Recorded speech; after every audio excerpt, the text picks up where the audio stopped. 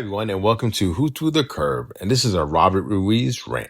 And today we're going to be speaking on Ukraine on the brink, the impending Hiroshima moment, and the perils of neocon strategies.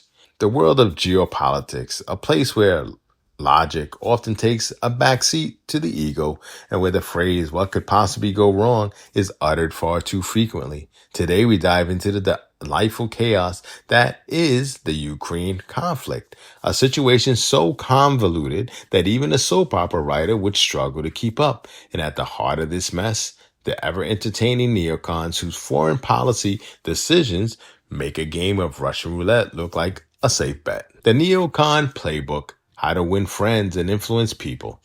Let's start with the neocons, those charming folks who believe that the best way to spread democracy is through the barrel of a gun. Their playbook is simple. Identify a country that isn't sufficiently aligned with Western interests, stabilize it, and then act surprised when things go horribly wrong. It's a strategy that has worked wonders in the Middle East, and now they're bringing their unique brand of chaos to Eastern Europe. In Ukraine, the neocons have outdone themselves by supporting a coup in 2014 and arming the Ukrainian military. They've managed to turn a regional conflict into a potential global catastrophe. It's like watching someone pour gasoline on a fire and then act shocked when the whole house goes up in flames. Let's talk about the Hiroshima parallel, because one nuclear disaster isn't enough. Now, let's talk about the elephant in the room, the possibility of a Hiroshima moment in Ukraine. For those who slept through history class, Hiroshima was the site of the first atomic bomb dropped in warfare, a moment that forever changed the world. Fast forward to today, and some analysts are warning that Ukraine could face a similar fate thanks to the reckless policies of neocons. The logic goes something like this. Russia feels cornered and desperate, might resort to using tactical nuclear weapons to end the conflict on its terms.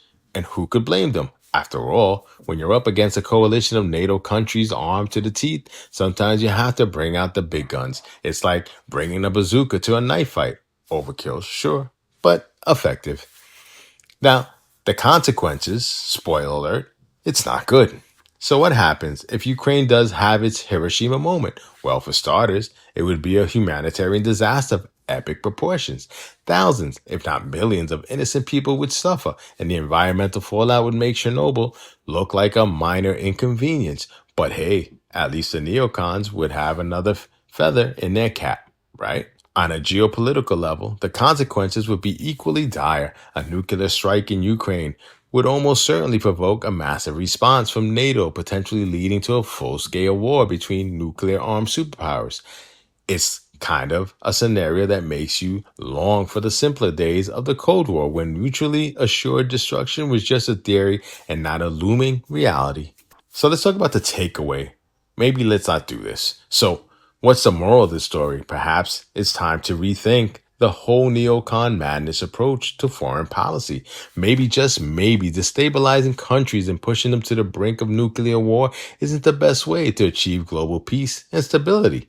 It's a radical idea, I know, but it just might work. In the meantime, let's all take a moment to appreciate the absurdity of our current situation.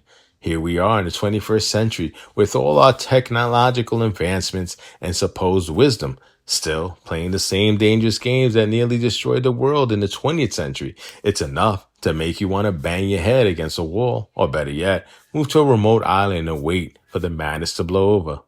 In the end, as we watch the neocons continue their reckless march towards disaster, let's remember that history has a funny way of repeating itself, and unless we learn from our past mistakes, we might just find ourselves living through another Hiroshima moment, this time in Ukraine.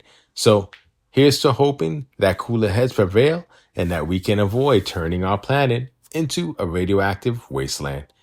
Thanks. Thank you for listening to Who Threw the Curve. Don't forget to like us, share us, and subscribe. Thanks.